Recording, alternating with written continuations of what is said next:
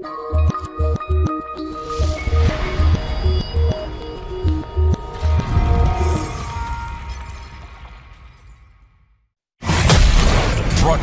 from the city of brotherly love, Philadelphia to around the globe.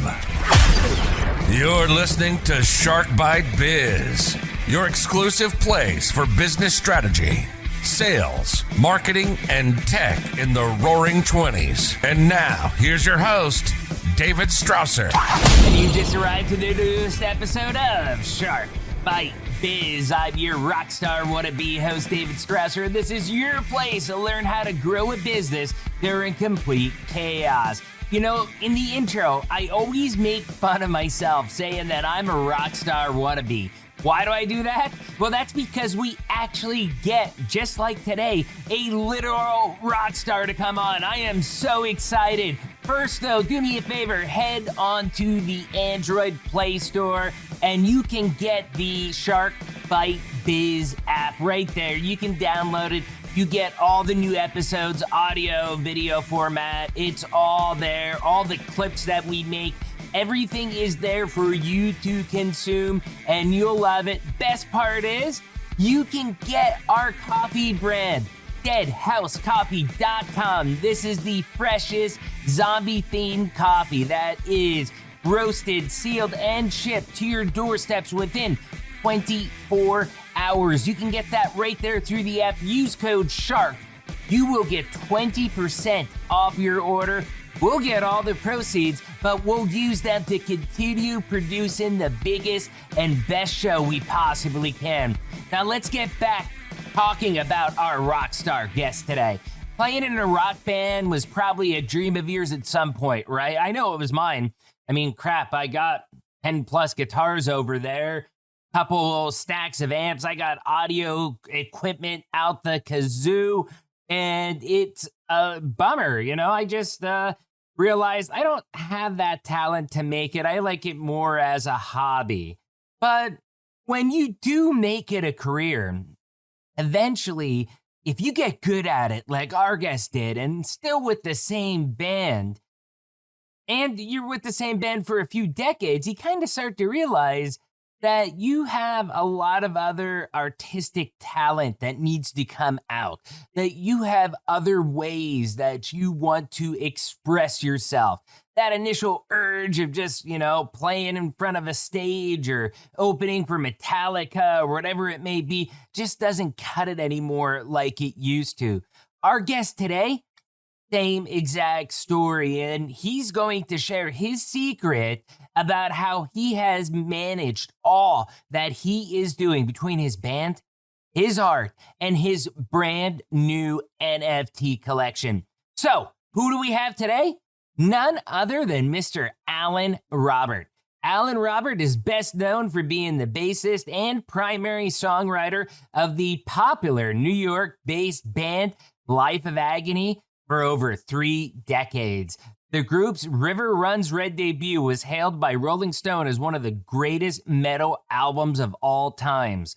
Outside of music, Alan Robert is a prolific artist and storyteller, named the King of Horror Coloring Books by Revolver magazine due to his popularity of his best-selling adult coloring book series, The Beauty of Horror. And you can see right back there, I got a awesome copy of The Beauty of Horror 5 sent to me from Alan himself. Thank you so much, and it is amazing.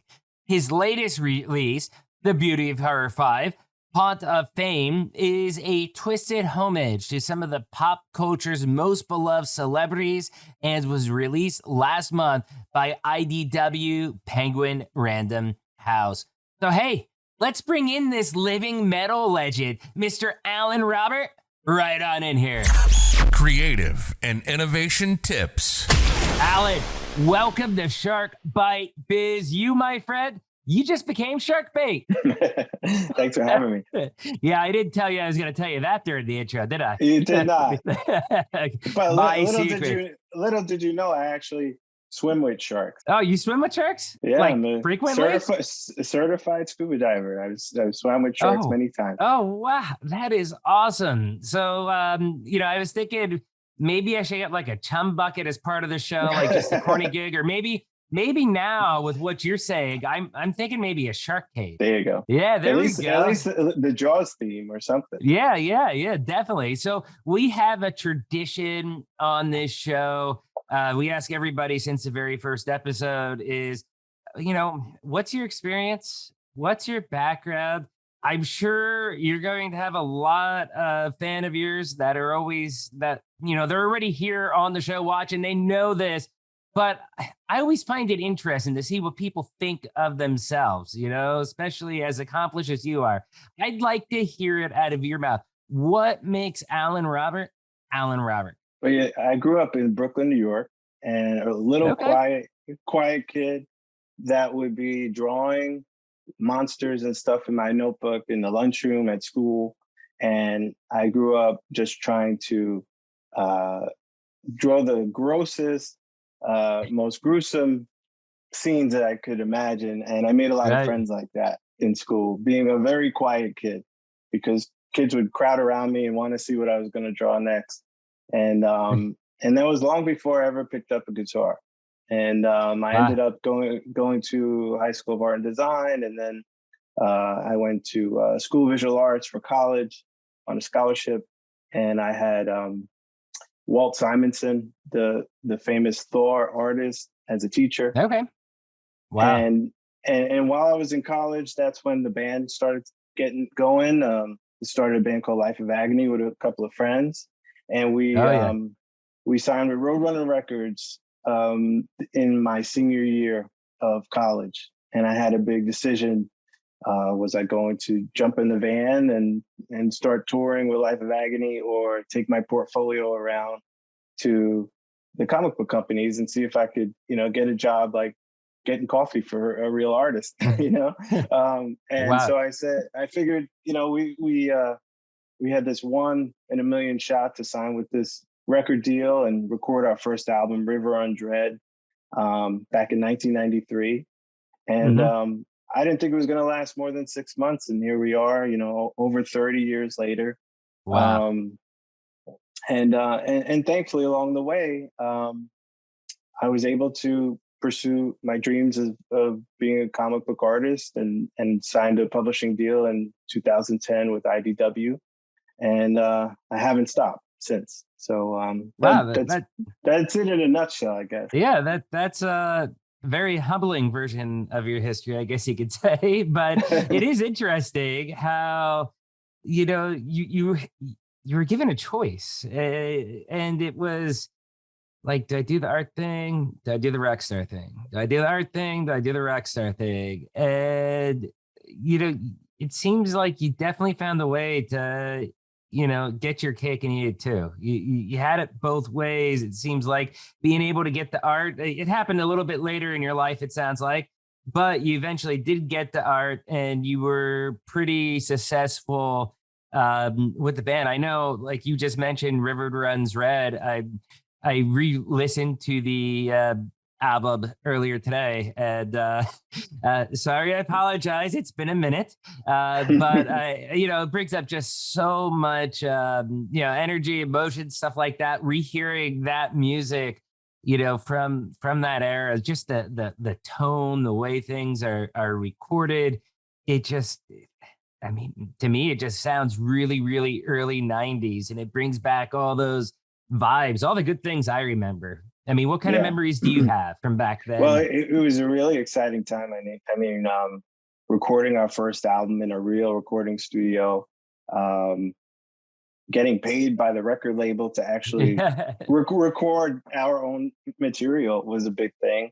And being able to not only meet some of our music heroes, but to become friends with them over years, and share stages with the biggest names in rock for 3 decades. It's been an amazing roller coaster experience of highs and lows for the band. Playing with Metallica in front of 100,000 people, or headlining Polish Woodstock in front of 500,000 people.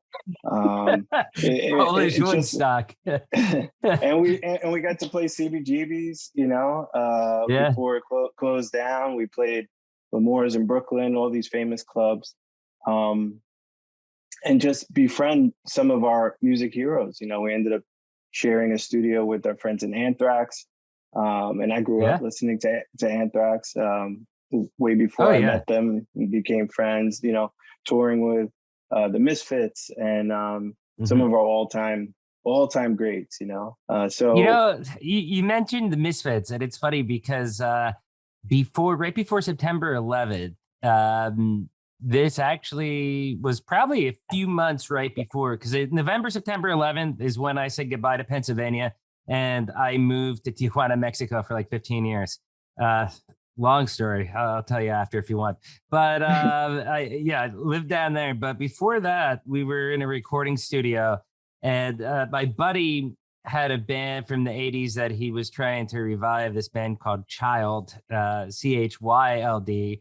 And he was a brilliant musician. And he was like, hey, I want to go out, try to get my own recording contract again for the second time, give this rock star thing a second world. And we went up and we got a studio. I think it was outside of Scranton, Pennsylvania. And it was right where the Misfits just were the week before recording an album. It would have been, again, 2001-ish. So I imagine the album came out probably 2002. Production times were slower back then, I think. But I don't know. That's my little Misfits story. Well, Misfits, they shaped my life. I've been listening to Misfits since probably the late 80s. And I've been a super fan ever since, and got pretty close friends with Doyle, the guitar player, over the years. And he was actually cast in one of my comic books that we were talking about a little earlier, Kilogy. He was one of the characters in that. Yeah. And and we brought his new band Doyle on tour in Europe, and we had a blast. He would come on stage with us and play one of our songs too. Wow, that is awesome when you can get that, you know, that friendship to where with somebody like from Misfits to be able to even just come on stage to play one of your songs with you. I mean, it's weird because it's like you're living a dream in a way, but yet for somebody like you, I mean, I'm sure in other ways that's got to still be like, wow, this is a dream come true, you know?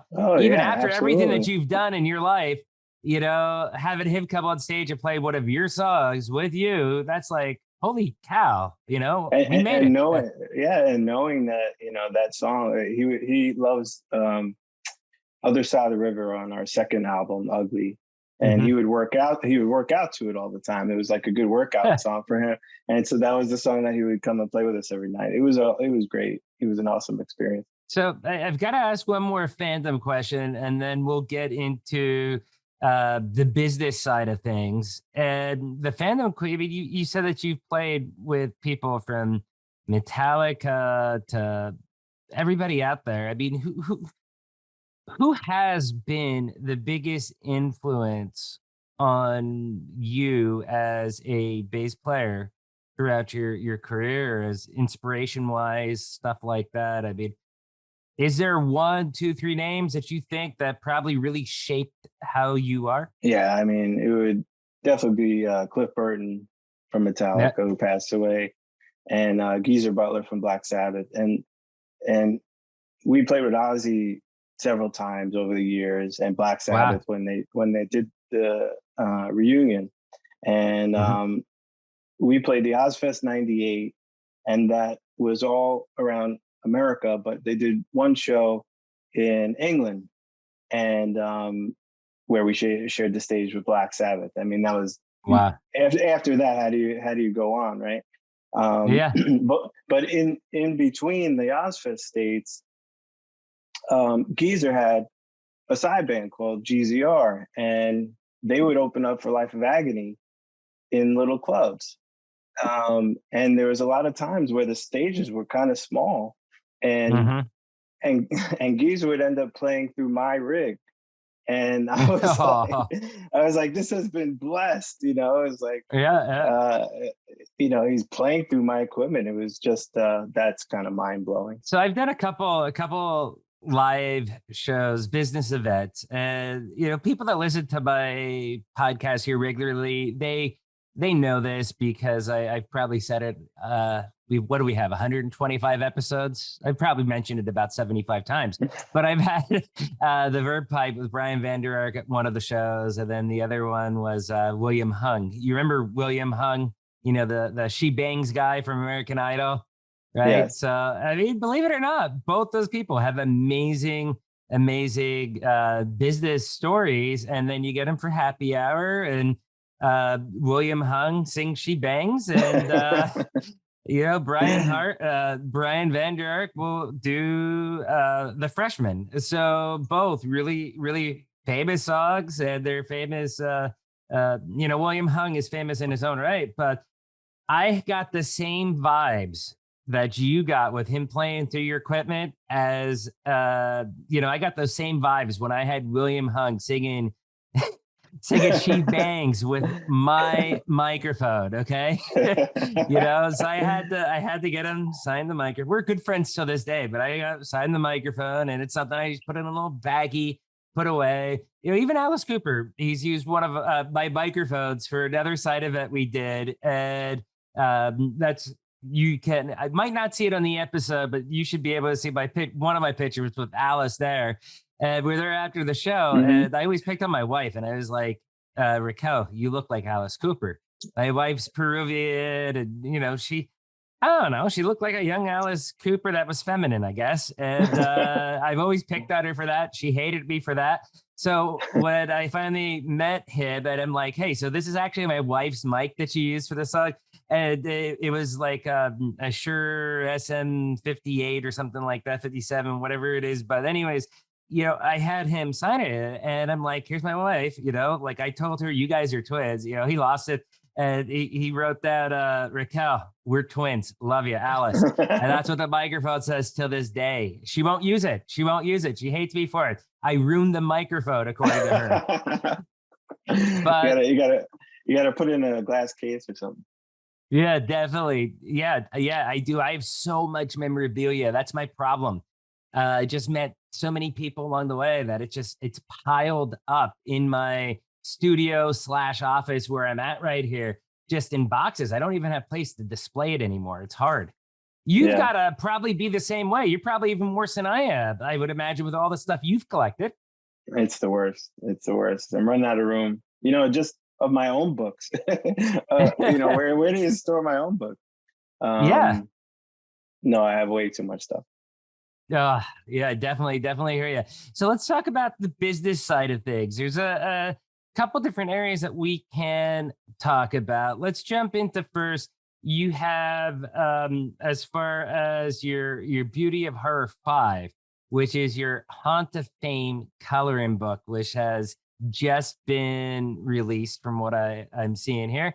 And, when you create a coloring book like that, what kind of creativity goes into that? Because I mean, it's not like you're writing a book, you're doing a coloring book, and you're not even, you're giving blank pages to people so that they can color it. That's a different level of creativity. In my point, my point of view.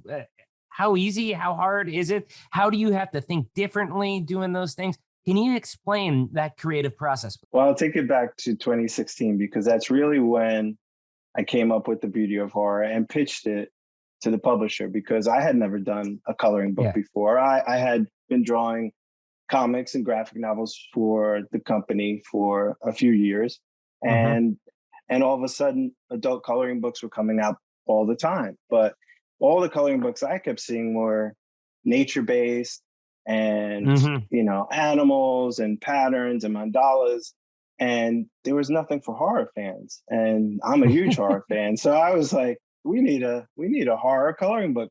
And they gave me the quickest green light that I got with the company, and it was on April Fool's Day, so I wasn't sure if they were messing with me or not. but they had been wanting to get into the coloring book game, and this was the opportunity to do that. And once they said yes, I was like, great, but now I have to fill 88 pages of, pages with like you said, blank pages. Blank pages. What? So it was like, okay, make my list of all the things that are horror related, all the horror characters that I could think of, and just go down the list. This was a big task, and I really wanted to knock it out of the park because I was like speaking for horror fans. This was our chance to have a horror adult coloring book.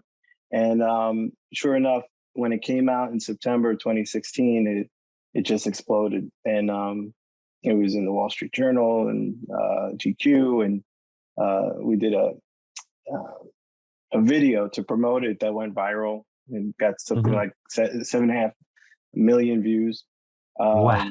I wish just one of my podcast episodes would get 7.5 this is the views. one. I could feel this is it right here.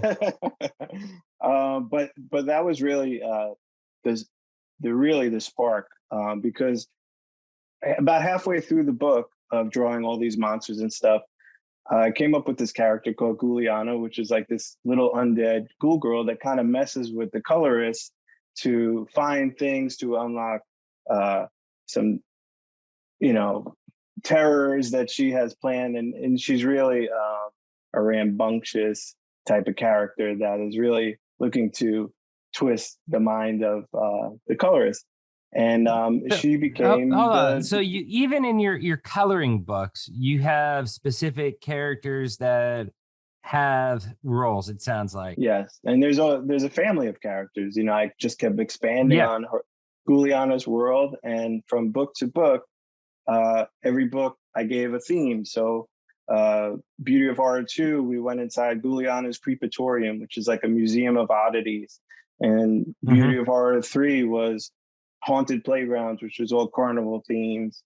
And so each one really has a theme for me to kind of sink my teeth into and really explore. Right. So with that, okay, the one question then that still remains for me, and maybe you said it and I just didn't get it, but when you're going through that design process, I mean, how did you figure out like, hey, what are these? Okay, so I get it. You're doing the story. Okay. Doing the story is easier.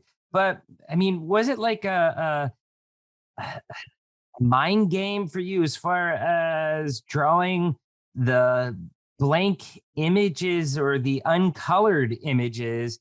And like, how do you balance that as far as what you vision in your head versus giving the person who's buying the book the artistic freedom to color in that character or that scene how they see it, which could be different than how you see it? I mean, does that play into it? The cool thing is I'm not a colorist by trade. I color my own graphic novels because I have to, and we could get into that later. But this was actually kind of a pleasure because I just had to draw the line art. And if you go on Instagram or whatever, there's thousands of colors coloring these Beauty of Horror books, and they're fantastic. They're beautiful. And you could see the same one page colored 20 different ways, with different styles, different mediums, you name it. So for me, sounds like that's something that you end up checking out. It's not like when you're one of those people that release the book and you check out, you're actually checking to see what people are doing with your art. Absolutely. I'm very Does that give you the warm and fuzzies, give you the goosebumps, like, holy shit, people actually like this? It does, because it's kind of like an art project with strangers. It's like, I'll draw this page, and what can you do with it? You get people from all over the world, Ukraine, wherever, posting up beautiful pages. And it really is a lot more interactive than writing a graphic novel, putting it out, and then meeting the fan at the occasional Comic-Con. This is like an everyday interaction with fans and people that love this world. And it's really a pleasure. Do you think that everyday interaction with fans, do you think that really helps you keep more grounded as far as, where your design goes, your image goes, just your mentality? Because it's not like you're living in a bubble then thinking what people may or may not want, you're there, you're talking with them on a regular basis, and you're able to kind of get that feedback directly from the source instead of getting it, filtered up 5 different layers through a publisher or something. Yeah, it's inspiring too. It inspires me to tackle new designs, knowing how people tend to color certain areas of the page or certain line work that I've done, and to see what works and what doesn't work in real time. It's really interesting, actually. Yeah, no, that does sound pretty awesome. And I'm looking here, at your page. I got a million browser windows open for you, but I'm looking at, your design, your art. It's amazing. I mean, it is really one of those very, I think it's one of those unique styles because it's one of those things that I personally feel are, it's hard to pull off. I think there's a lot of people out there that attempt to these types of things, but they don't do it right. Or, it doesn't, I don't know, it looks forced. Yours actually looks, to me, it's really natural, meaning that it's like, this is how this art, I feel, should be whenever I vision of this. It's like that picture perfect image. Is that just, practicing over time? Is that based off of feedback? I mean, how do you fine tune your art to this level, because it is a very niche style art? I purposely push myself. So going back to the very first comic series that I did with IDW called Wire Hangers back in 2009, 2010, that was a very atmospheric, lots of textures, lighting effects. And then when I moved on to Crawl to Me and Kilogy, the art was very flat, almost very Hellboy-esque. And so to tackle beauty of horror without any color, any shadows, any different variation of line weights, I had to retrain myself in a way to refrain from, this really needs that really thick line, because every line is the exact same line weight throughout the whole series. So just to draw in that way to create depth in a page was tricky, and still is tricky. There's certain techniques that I discovered along the way that help create separation of characters and backgrounds without using shadow or inking tricks. Yeah, no, that's great. And I've seen some of your images. I was trying to find it right here, but like one of the images that you had was like Bob Ross as a zombie, I believe. That's pretty gnarly. I love it. Yeah. I'm going to steal that. I'm going to steal that and put that on one of my Dead House coffee bags. So thank you. Sue me later for it. The whole new book is all actually dead celebrities. It's like an homage to celebrities that I grew up on that have passed, and kind of put some humor into it. Yeah. Well, I mean, Bob Ross, for example, he's one of those funny ones that, I don't know, he's always kind of been famous, but it seems like only maybe last 5 to 10 years with the dang internet, it seems like he got into like meme famous status, kind of launched up into the stratosphere. Is that part of the reason why he's in that from a business perspective point of view as well too? I mean, people like Bob Ross stuff. Well, talking about business with Bob Ross, I don't know if you saw the Netflix documentary about him recently, but no, I have not. You should check it out. There's a lot of crazy business dealings in that whole Bob Ross universe. Oh, wow. Okay. Guess what I'll be doing tonight? I just watched the Lula Rowe documentary on Amazon. So that was a good business one, but I'd love to hear the story there with Bob Ross. Now, with your other books that you have out, because this is the Beauty of Horror 5, so this is the newest one, but it wasn't your first one. How many books do you have again that's in the whole series? Well, there's 5 of the larger volume books. Right. And then there's two. I figured that out because it was the new one's called The Beauty of Horror 5. So that was a big clue. but yeah, there's more books in this series. Like I said, there's a Halloween special and a Christmas special. Those are smaller coloring books. And then there's something called A Beauty of Horror Haunt This Journal, which is a guided journal where the reader can really destroy the pages as they make their way through like a bunch of supernatural prompts. That one's a lot of fun. And then we did the Beauty of Horror tarot card sets. There's a colorable set, and there's a full color set that was colored by my buddy Jay Photos, who does the color work for Lock and Key.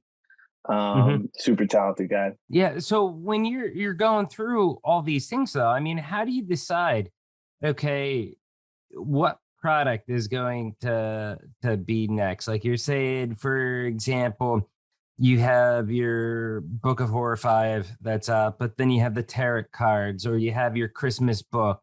I mean, how do you make those business decisions? Is it something that does it just spark you like a song would? Like, hey, this is where the creatives call me.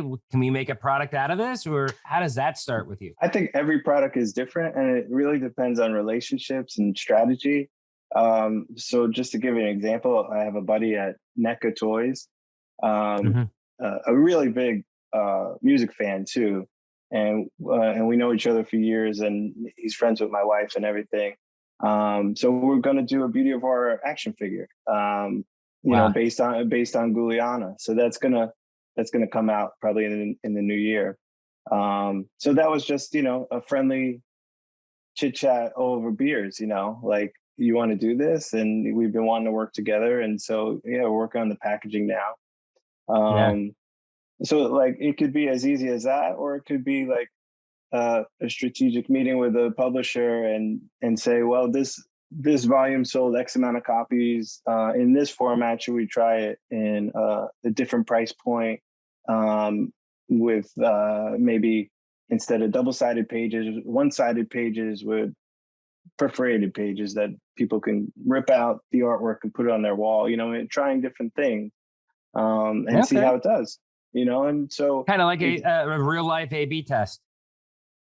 Yeah. And, you know, I think the commitment is about the pre-sales, and if they can get enough big stores to come on board for the launch, then that will dictate how, you know, prominent it will appear in a Walmart or a Target. If they do it at end cap, or, you know, we've done video commercials inside Target and things like that that I've been involved with. That, you know, I'm very DIY. I don't know if you could tell, but I have a lot of friends in different worlds, and I try and, you know, combine them to make the best possible experience. And it's a lot of fun for me. You know, I've discovered one thing, that whether it's making music or art, I love the process of, like, you know, jotting an idea down on a napkin and bringing it to a full-fledged,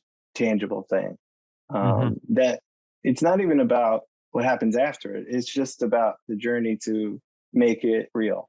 Yeah. I just had that same discussion with one of our guests earlier today. Now, we were talking about the sales cycle and us going through, like, hey, look, for example, I do tech, ERP, small business software. So with Vision 33, whenever I get SAP Business One and we go through that journey with a customer, I'm helping them really reform their business, automate their software, you know, they're automate their business, make their processes flow smoother. So that way, you know, you don't have to have 50 employees doing spreadsheets. It's all there in the one-time real life system. And whenever we close the deal, you know, to see that, I mean, it's kind of really, like they say, the art of the deal, because it is almost a creative cycle that you're going through when you're designing these systems on how to help people, and then you finally close the deal. I get goosebumps, man. And it's probably, that to me is the equivalent of, I told you earlier, I play guitar, probably nowhere near the level of the guitars that you play with. But I got guitars. To me, that's the creative process. Like I go through and I can write a song. I feel the same way. It's just when I get done closing a deal. There's something really rewarding about it, when and I'll go out and I'll buy my own book for good luck, every time. That's awesome. There's nothing like it, go to the store and buy it and hold it in your hands for the first time because, I'm working on the computer, I'm drawing on paper, scanning stuff in. I never see it until I go buy it. I never see it for real. Yeah. Yeah. I do the same exact thing, whether it's merchandise for my show, whether it's our coffee, whatever it may be. I end up buying it myself half the time. But even though I can just go in there and just be like, order samples and just do it, I still just, it's like, hey, the money goes back to me eventually anyway. So it doesn't really matter. Maybe I don't get the full thing back, but I still get what I would have, got sure. that I'm paying extra, most of it. So it's I still do it. I kind of feel you with that. Now, one of the things that you do have that's coming out that's pretty exciting is now we're going to get back onto the band, back with your music and the Life of Agony, because you have two pretty exciting things happening there, right? First one is you have NFTs, right? Well, yeah, that's brand new. So I'm a newbie in that space. But I have some friends at the company Way Too Digital that specialize in creating NFTs and doing it on a top level with some really high profile people. And I was really inspired by the popularity of Bored Ape, Yacht Club, and some of these other ones to draw my own NFTs. And with algorithms, I would draw these monsters, and through the algorithms from Way Too Digital, they would churn out 10,000 unique monsters eating different kinds of gross food. And that is something that I wanted to do. And we called it Monster Chompers, and created another universe that these monsters go to this all-night eatery, pick out crazy items from the menu, and just they're chowing down. And there's 10,000 unique NFTs in the collection. That is, that's pretty awesome. And just to clarify, I did mess up there. That is with the Monster Chompers is part of the Beauty of Horror collection, not with Life of Agony, right? Well, it's actually something completely separate. Monster it's Chompers, separate from both of those. Okay. Yeah. It's a brand new IP. I developed just for the NFT collection, but I do plan on doing some books with these monsters as well. Okay. So that's pretty awesome. So anybody that's new out there with NFTs, what that is, non-fungible tokens, you've probably seen it. It's popular in the crypto world. It's basically something that is an average, like an address that lives on the blockchain, more or less. And they can go to, this specific, I guess it would be like crypto address or whatever you would want to call it. And you go there and you're able to see this image, but it's a one of a kind image. I mean, when I say one of a kind, you have 10,000 unique digital collectibles that you're doing. So there's 10,000 of them, but each one is a one of a kind, correct? Yeah. So when the company churns them out with their algorithms, there's different levels of rarity based on characteristics of the monsters, characteristics of the food items. There's and it will tell you how rare that particular NFT is. And I kind of think of it like collecting baseball cards as a kid, but this is something not tangible.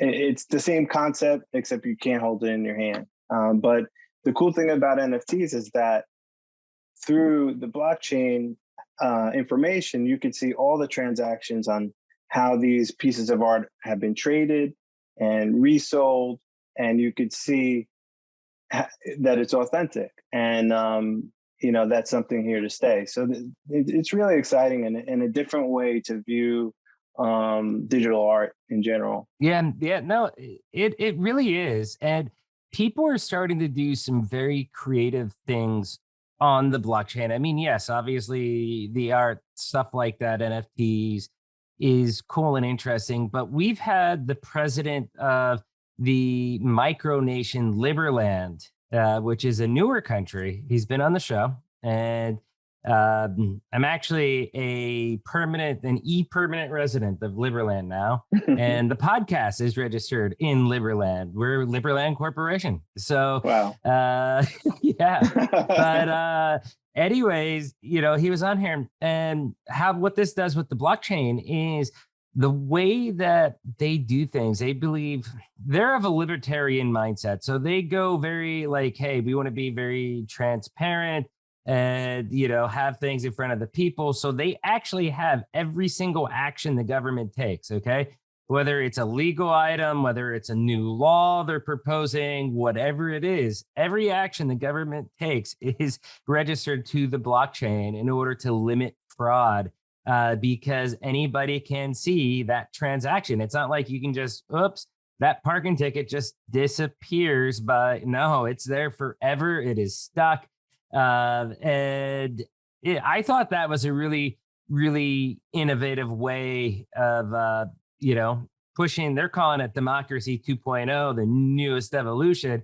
But I thought that was a very innovative way of using the blockchain. And it kind of correlates over to how companies like you all, or how people are selling their memes and stuff like this as these NFTs.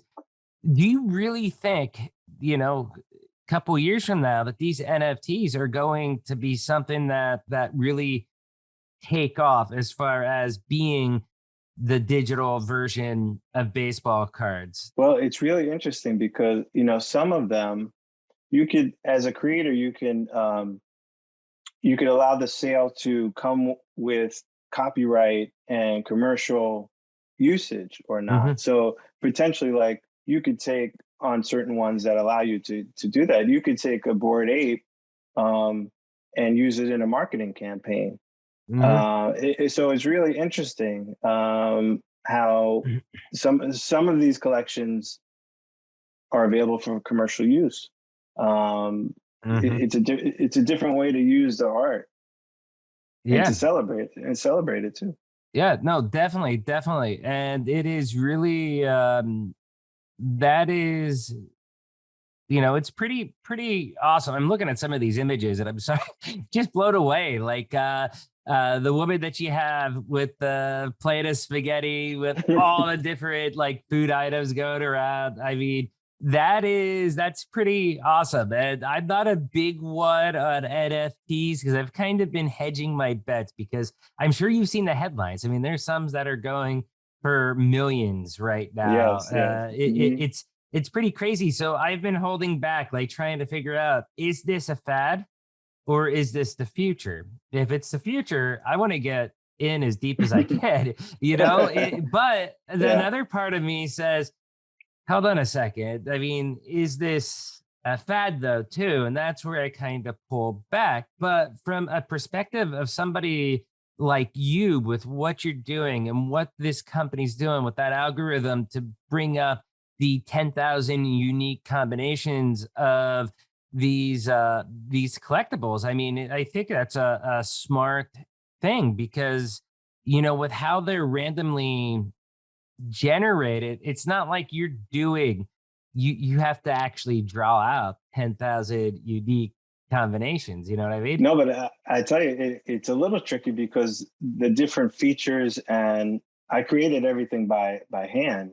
So they all had to work together, and there was a lot of trial and error to see, which set of eyes are going to work with which monster faces and things like that. So it was a little bit of it was a little involved. Yeah. I mean, it was definitely involved from that aspect. So like when you're talking about the combination, are you talking even with the monsters, like the eyes will change on them and everything? Oh yeah. And then, But then do you have to make sure the eyes work then on every monster? Are you able to say like, hey, the eyes won't work on XXX, so in the algorithm, make sure they can't match up? Yeah, there are certain rules for certain monster faces that, you know, Oh, wow.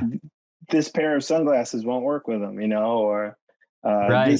this type of food doesn't require utensils, you know, Hmm. because some of them have forks, knives, skewers, chopsticks.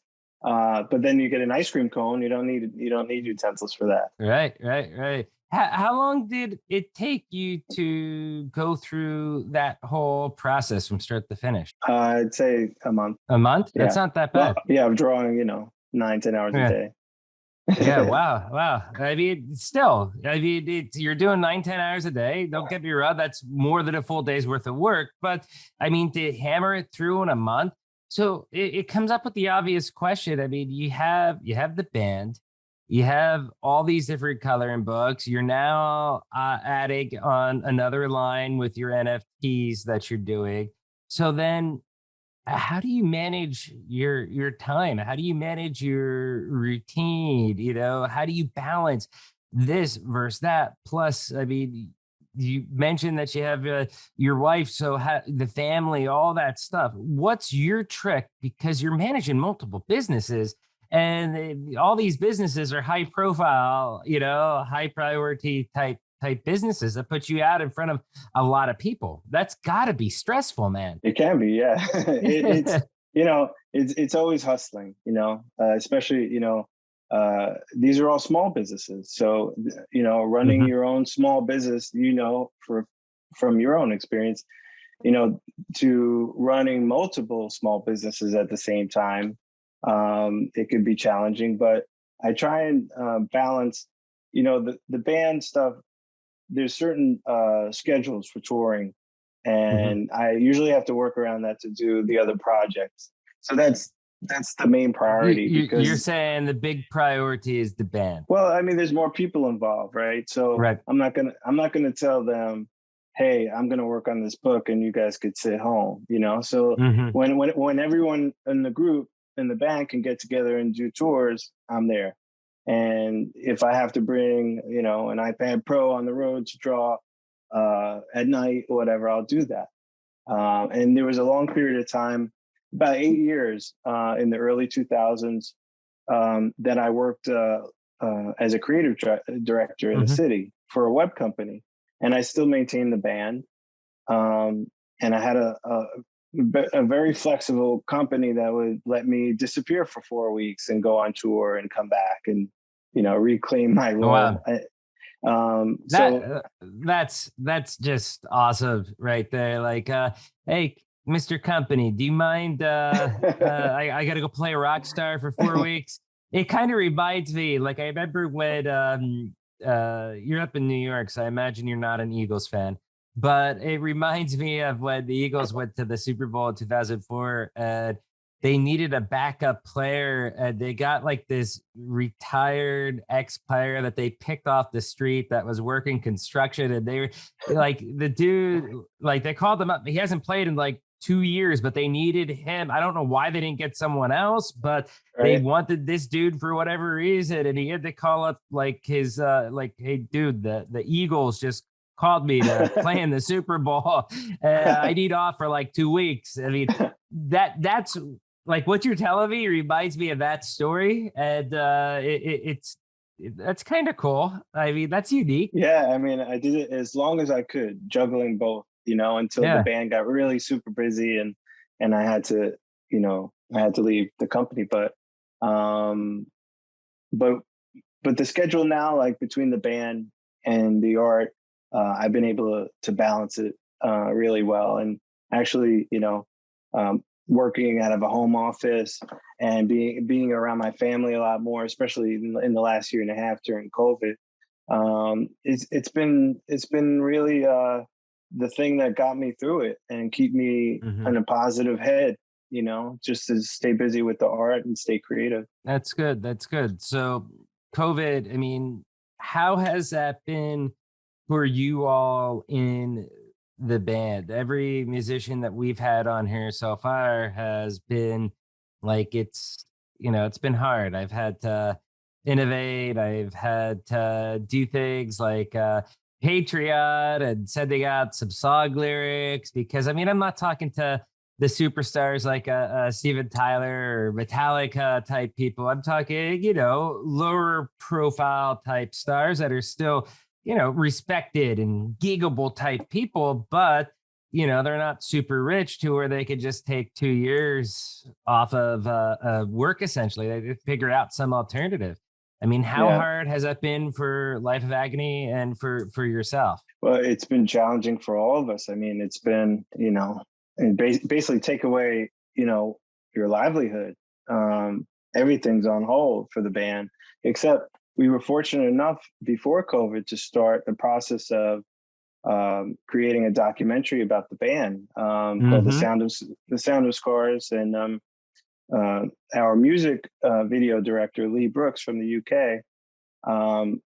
He really was like the mastermind behind this project and started following us all over the road before COVID and getting interviews with everyone involved in the band as well as our families, and really tell the story of how everyone's connected and the origins of the band and how it has affected so many people around the world on an emotional level.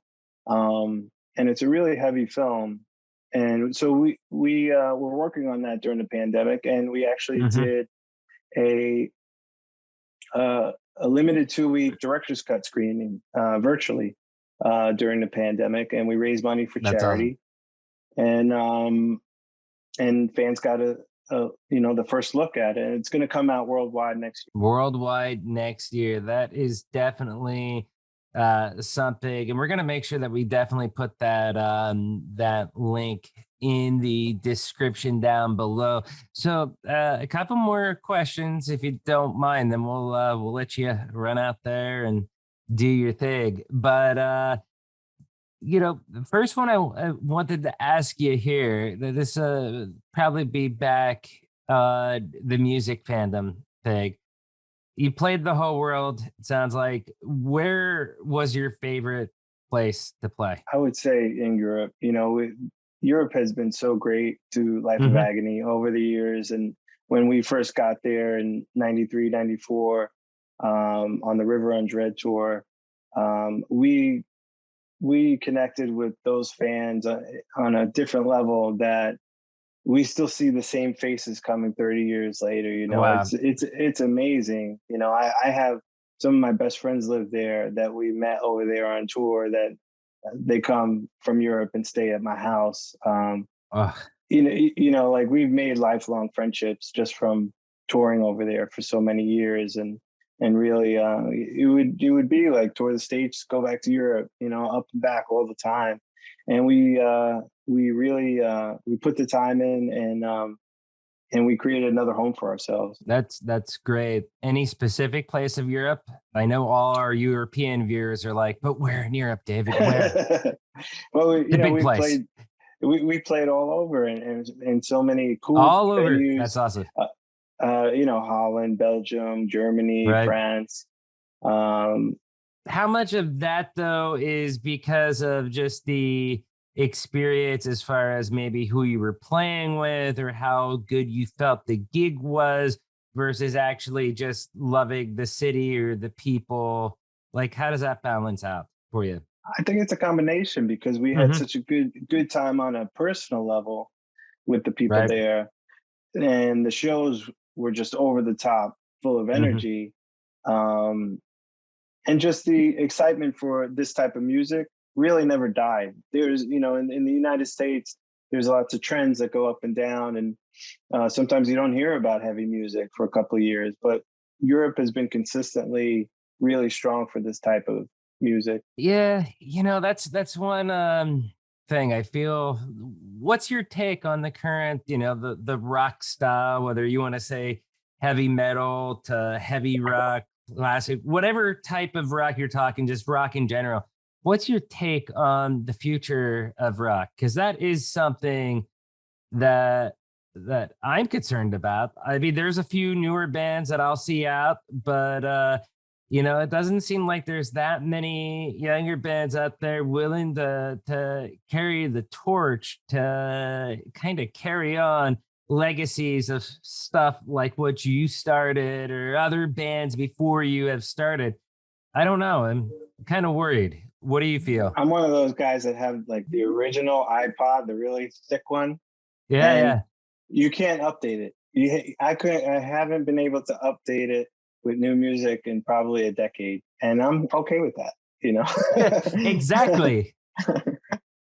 So that's where I'm at with it. I don't really go Yeah. seeking out new music. I like what I like. I like the stuff I grew up on. It never really gets old for me. If there is a new band that I see that catches my eye, I'll buy the record on iTunes or whatever. I saw Royal Blood open up, I think for I Black like Royal Sabbath. Blood. Yeah, really like them. And I picked up the record, but it's few and far between, for me. The same here. I mean, there's a couple bands. I think one of the newer ones that I kind of like maybe had been like the Strokes, for example. I don't know. They kind of got like I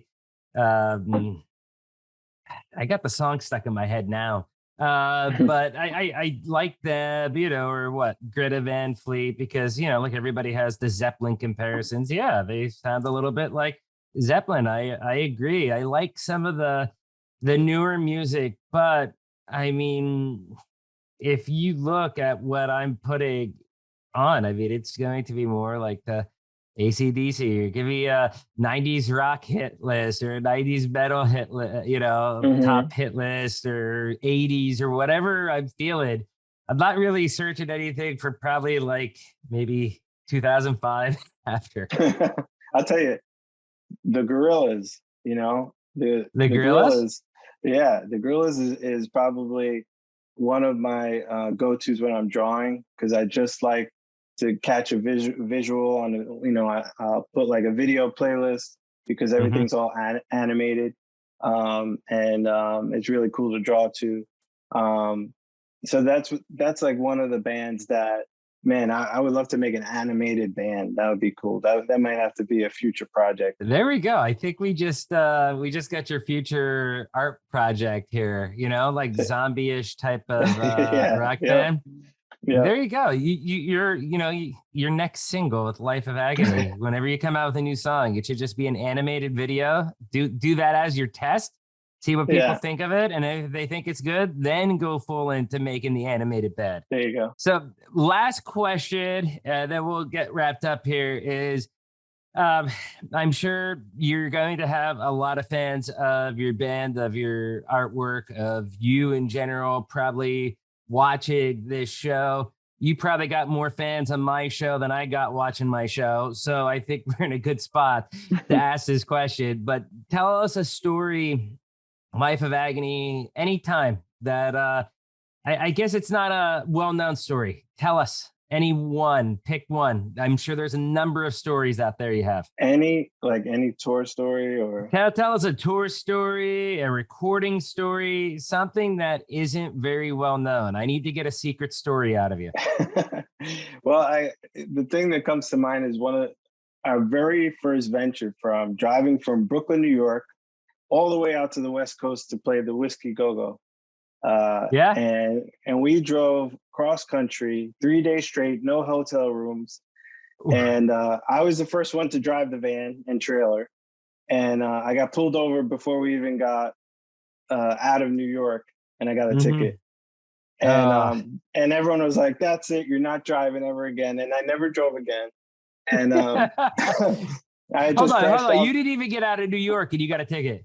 Absolutely. But I was in the left lane, right? And a cop comes behind me, and I was trying to be a nice guy and like get out of his way. So put my signal on, went into the right lane, pull over, ticket for changing lanes recklessly.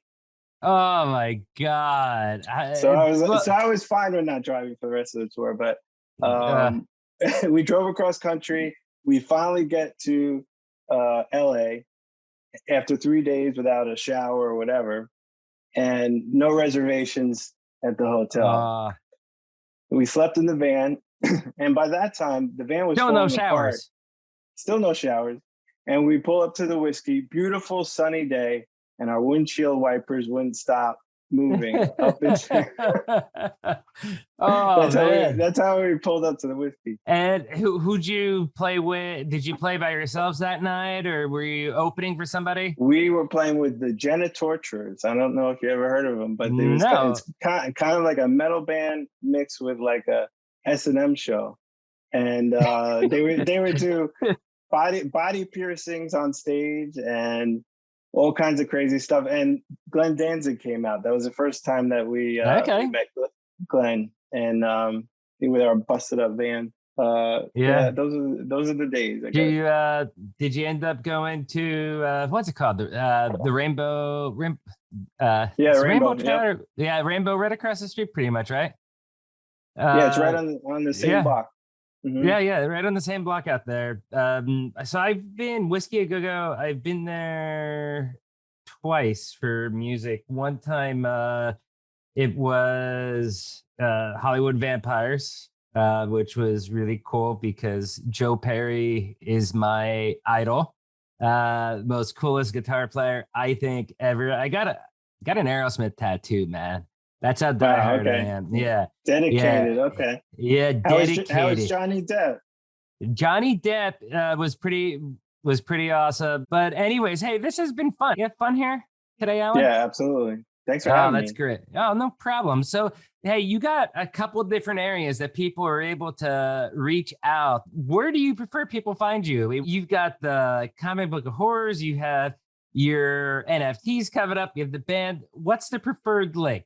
How can people digitally stalk you? Just go to alanrobert.com and everything's there. It's really easy. Yeah, that is easy. That is so much easier than I made it sound. That's my hub for everything. I just throw everything on there. That's awesome. Hey, Alan, thank you so much. Really appreciate you coming on.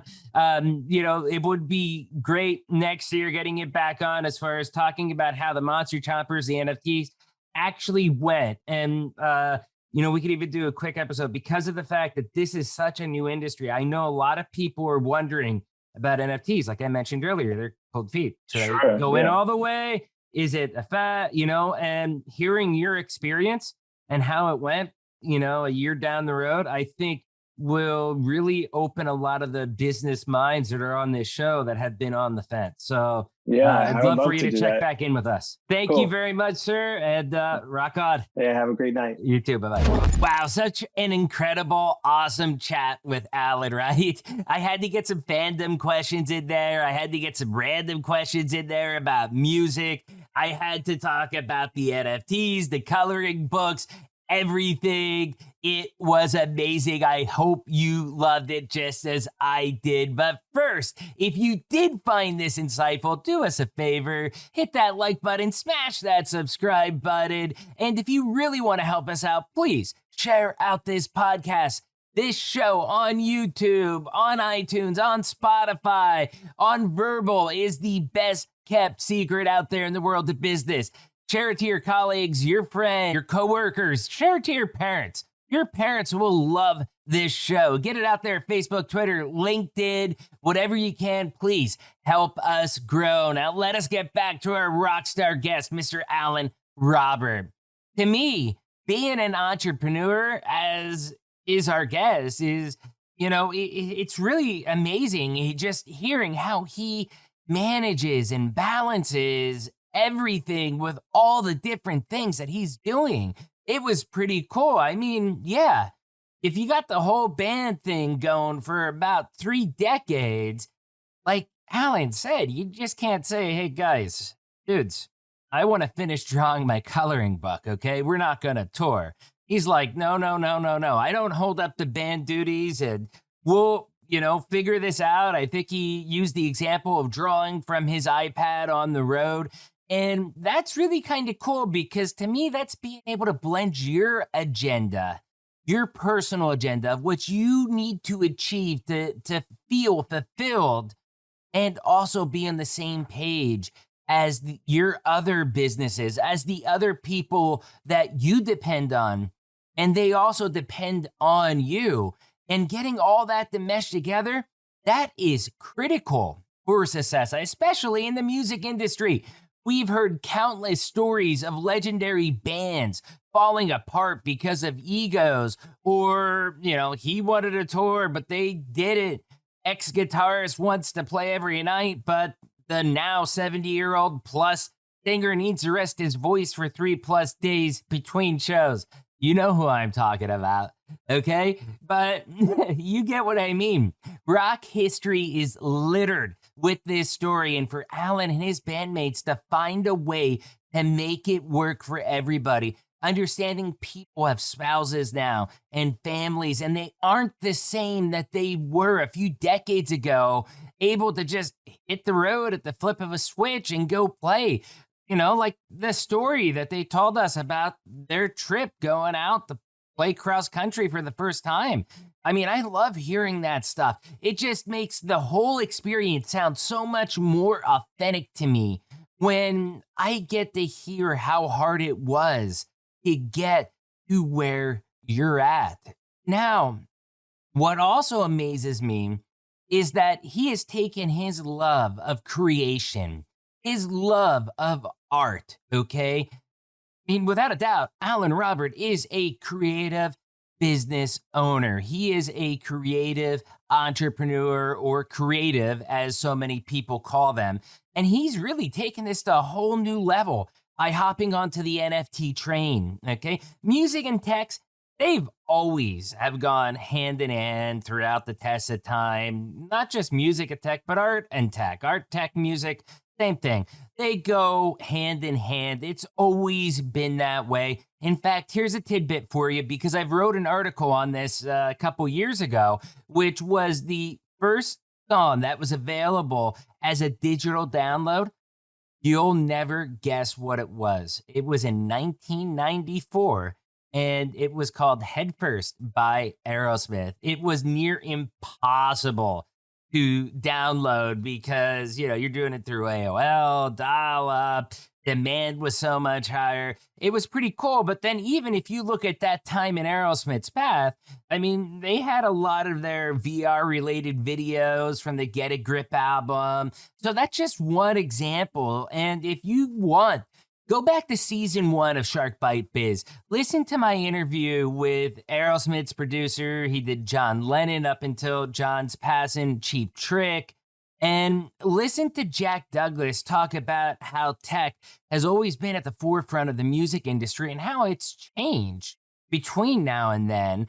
And it's really amazing, because the sounds we have, the recordings we have, the abilities that we have is all because of technology. I mean, even just the electric guitar evolving from Les Paul, how he turned the acoustic to an electric, it got a totally new sound out of it.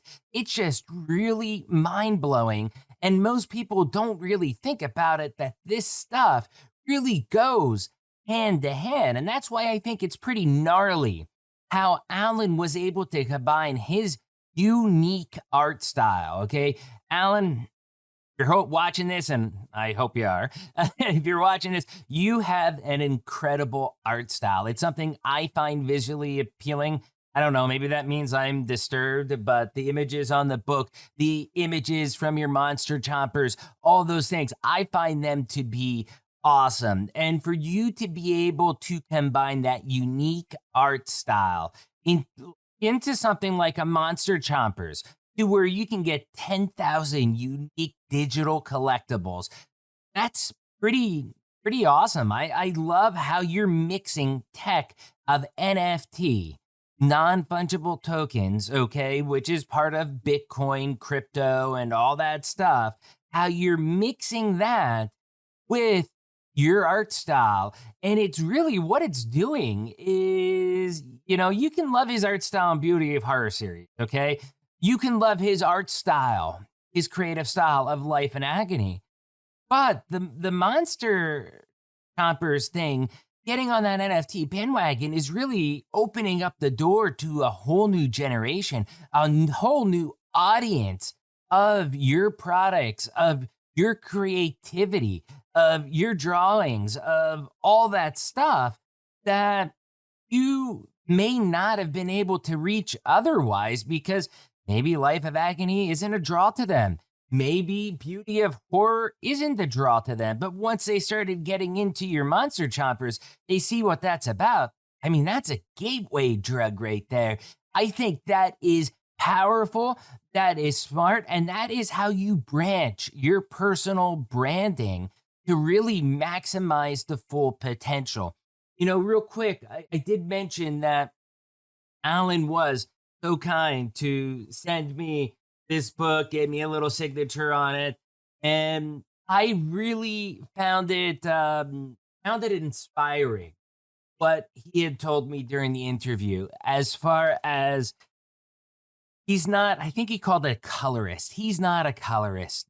No, he draws the scenes, he draws the lines, but he allows other people to kind of finish the image of what it finally looks like. And I think that is really cool because a lot of people with their egos or whatever, it holds them back. No. This is mine. This is what it's going to look like. No. And he loves seeing the pictures that everybody sends him about what they're doing with, I guess you could say, the guidelines that he set for them. Like, hey, here's the rules of the engagement, color between the lines, make your own. And I was Googling this as well, too. I went down a little rabbit hole. There are some awesome, awesome pictures out there. And that's where I think having that freedom and just, you know, being artistic, everything, it's just taking it to another level. Alan, you are somebody that ceases to surprise me. I wish you personally the best in all your endeavors. I am going to be supporting you. I am going to be getting your Monster Chompers NFT. That will be, besides the NFTs that I already own of my own, you know, Strausser.eth, stuff like that, or get.crypto, things, you know, those wallet cryptos that I own. Except for that, okay, this will be the first official NFT that I'm going to go out and purchase. And that's because I want to support you, buddy, because you are amazing. Thank you so much for coming on to the show. Everybody out there, as we know, Alan has a million different things going on. So we got one link down bottom that we're going to put where you're going to be able to find everything that Alan's involved in, whether it's Life of Agony, whether it's Monster Chompers, or whether it is the Beauty of Horror, or more specifically, the Beauty of Horror 5 book that you can go out and get right now. So, question of the day. What version of Alan Roberts inspires you more? Monster Chompers, Tech Guru NFT, Life of Agony bassist and songwriter, or the creator of the Beauty of Horror series of books? Which version do you like most? I think they all complement each other perfectly, but I'd love to hear your feedback. Hey, last thing, do you guys want to be in the show? If so, send me out an email, interviews@sharkbitebiz.com. Please don't forget to join the channel. If you're on YouTube, hit the join button. It's $3 a month to become a baby shark. If not, get the freshest zombie-themed coffee on the face of the earth. Go to deadhousecoffee.com. Use code SHARK. You'll get 20% off. We'll get your money, but we'll put it to good use building this show, making it bigger and better each episode. Hey, you all know this by now, but I'm David Strausser. This is Shark Bite Biz. We'll see you all next episode. Cheers.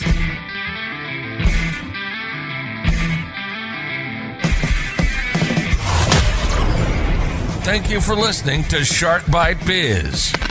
We hope you got some insightful info from this podcast. Be sure to subscribe to us through your favorite podcast app and visit us on the web at www.sharkbitebiz.com. How has business changed for you in the 20s? Email us at podcast@sharkbitebiz.com so you can join us and share your story.